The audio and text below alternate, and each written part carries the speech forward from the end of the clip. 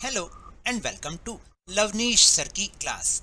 आज की ये राज्य शैक्षिक अनुसंधान एवं प्रशिक्षण परिषद की पठन अभियान के तहत गतिविधि पत्रक नंबर 37 जो कि कक्षा छठी से 8वीं के विद्यार्थियों के लिए है।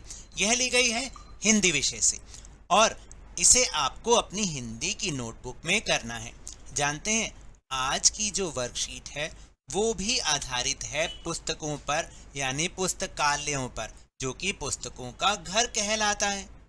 अब इन पुस्तकों की हमारे जीवन में क्या उपयोगिता है, क्या इनका महत्व है या क्या इनकी भूमिका है, जानेंगे इस वर्कशीट के माध्यम से। तो चलिए बिना समय गवाए शुरुआत करते हैं मेरे साथ और समझने की कोशिश करते हैं।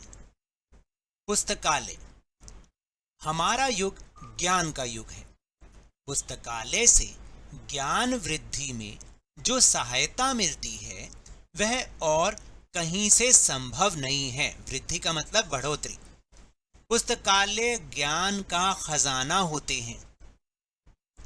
भारत में पुस्तकालयों की परंपरा प्राचीन काल से ही रही है, यानी बहुत पुराने समय से पुस्तकालयों की परंपरा रही।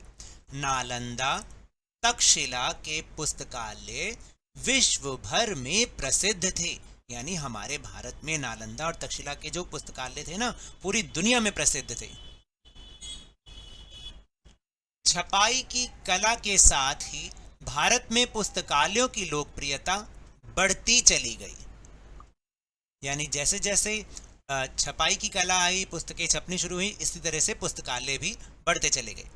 दिल्ली में दिल्ली पब्लिक लाइब्रेरी की सैकड़ों शाखाएं हैं। इसके अलावा दिल्ली में एक नेशनल लाइब्रेरी भी है। इंग्लिश में हम पुस्तकालय को लाइब्रेरी कहते हैं। आपके स्कूल में भी है ना लाइब्रेरी। पुस्तकें मनुष्य की मित्र होती हैं, पुस्तकें मनुष्य की दोस्त होती हैं। एक और जहां वे हमारा मनोरंजन करती हैं, वहीं वह हमारा ज्ञान भी बढ़ाती हैं।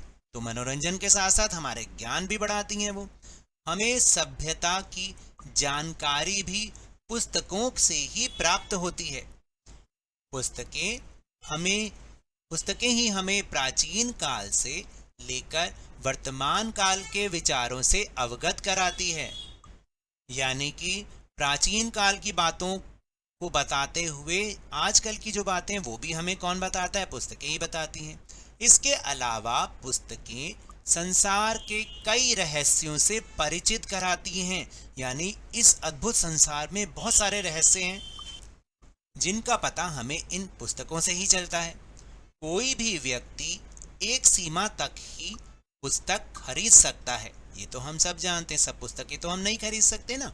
सभी प्रकाशित पुस्तकें खरीदना सबके बस की बात नहीं है।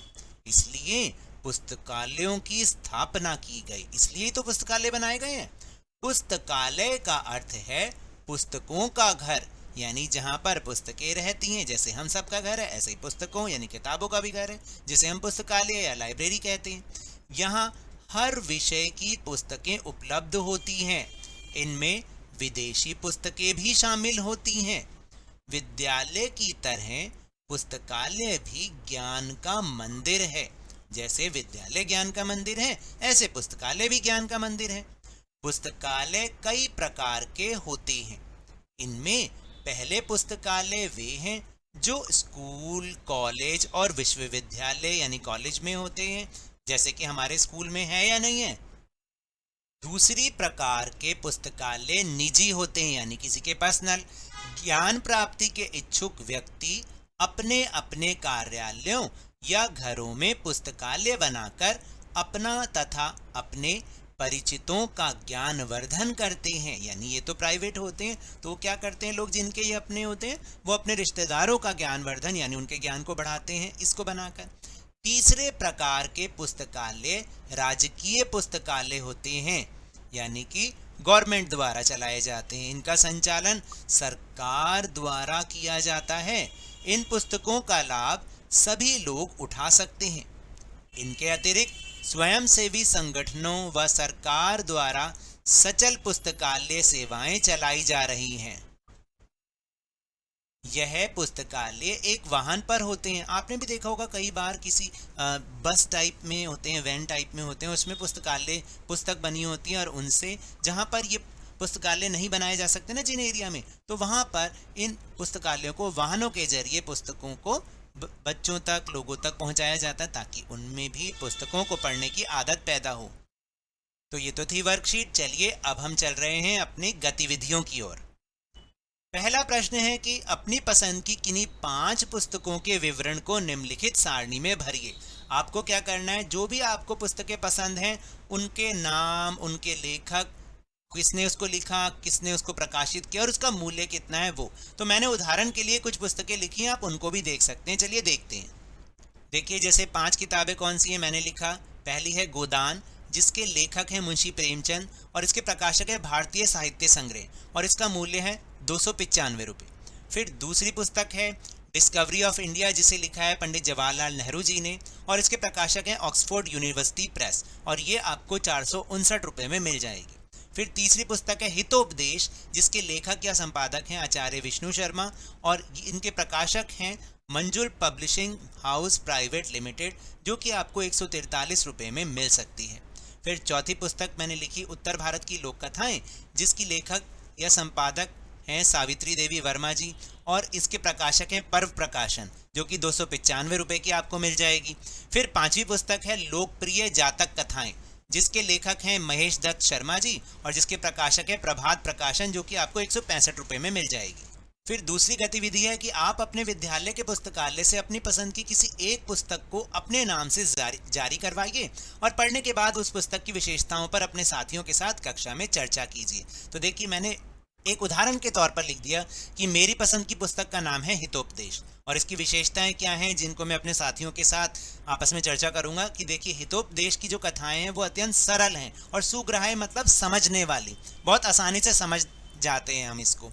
फिर दूसरी विशेषता है कि विभिन्न पशु पक्षियों पर आधारित कहानियां इसकी विशेषताएं हैं।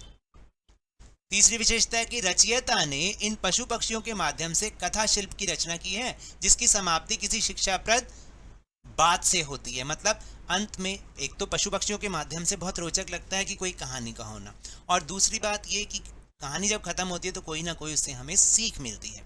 फिर चौथी विशेषता है कि पशुओं को नीति की बातें करते हुए इसमें दिखाया गया है। चलिए अब तीसरी और अंतिम गतिविधि पर चलते हैं। पुस्तकें मनुष्य की सच्ची मित्र होती हैं, इस विषय पर 10 वाक्यों में अपने विचार लिखिए। देखिए 10 वाक्य आपको लिखने हैं जिसमें ये बताना है कि पुस्तकें मनुष्य की सच्ची मित्र होती हैं। तो उदाहरण के तौर पर मैंने यहाँ लिखा है, आप चाहें तो अपने विचार खुद भी लिख सकते हैं और इसमें कुछ ऐड करना चाहें तो वो भी कर सकते हैं। जैसे पुस्तकें हमारे जीवन में बहुत ही महत्वपूर्ण भूमिका निभाती हैं और हमारी सच्ची मार्गदर्शक कहलाती हैं। दूसरी बात, पुस्तकें हमारी सच्ची दोस्त होती हैं जिनके रहते जीवन को एक सही दिशा मिलती है। तीसरी बात, ये हमें वर्णमाला यानी क ख ग से लेकर जीवन के कठिन सवालों तक के जवाब बड़ी आसानी से दे देती हैं। चौथी बात, एक पुस्तक कभी आपको धोखा नहीं देती और सदैव आपके ज्ञान को सिर्फ बढ़ाती ही है। पांचवी बात, इसमें रोचक कहानियां, देश दुनिया में होने वाली गतिविधियां, कुछ नया सीखने का तरीका आदि आसानी से हम सीख सकते हैं। फिर छठी बात, हमारे इतिहास में कई महापुरुष रहे हैं और उनके वक्तव्य यानी उनके भाषण और ज्ञान भरी बातों को हम आसानी से पुस्तकों में पढ़ सकते हैं। फिर सातवीं बात, पुस्तकों की उपयोगिता हमारे जीवन में बहुत अधिक है, वे हर क्षेत्र में हमारा मार्गदर्शन करती हैं। फिर आठवां वाक्य, ये ज्ञान के बदले हमसे कुछ भी नहीं लेती। नौवीं बात, बच्चे अपनी प्रारंभिक शिक्षा पुस्तकों के माध्यम से लेते हैं तो वहीं बुजुर्ग उसे अपने मनोरंजन के साधन के रूप में या धार्मिक कार्यों की पूर्ति हेतु करते हैं। यानी आप देखो जो भी धार्मिक किताबें होती हैं तो उनका प्रयोग बुजुर्ग लोग करते हैं, तो उनके लिए भी ये बहुत महत्वपूर्ण है। और पुस्तकों को कहीं पर भी आसानी से ले जाया जा सकता है और अब तो पुस्तकों को ऑनलाइन भी पढ़ा जा सकता है, तो इसलिए रख रखाव की समस्या भी दूर। तो ये तो थी आज की वर्कशीट। अगर मेरे इस तरह समझाने से अब आपको समझ में आने लगा है तो इस चैनल और वीडियो को लाइक कीजिए, शेयर कीजिए और अगर आप नए हैं तो जल्दी से सब्सक्राइब कर लीजिए। और टेलीग्राम ऐप पर हमारा चैनल लवनीश सर की क्लास, उसको ज्वाइन करना ना भूलिएगा, जिसको ज्वाइन करने का लिंक आपको इसी वीडियो के डिस्क्रिप्शन बॉक्स में मिल जाएगा। लेकिन ये भी याद रखिएगा, घर से बाहर निकलते समय मास्क अवश्य लगाएं। जब भी आपकी बारी आए कोरोना का टीकाकरण अवश्य कराएं, क्योंकि कोरोना को हराना है और जिंदगी को एक बार फिर से सुहाना बनाना है। इसी उम्मीद के साथ बहुत बहुत धन्यवाद।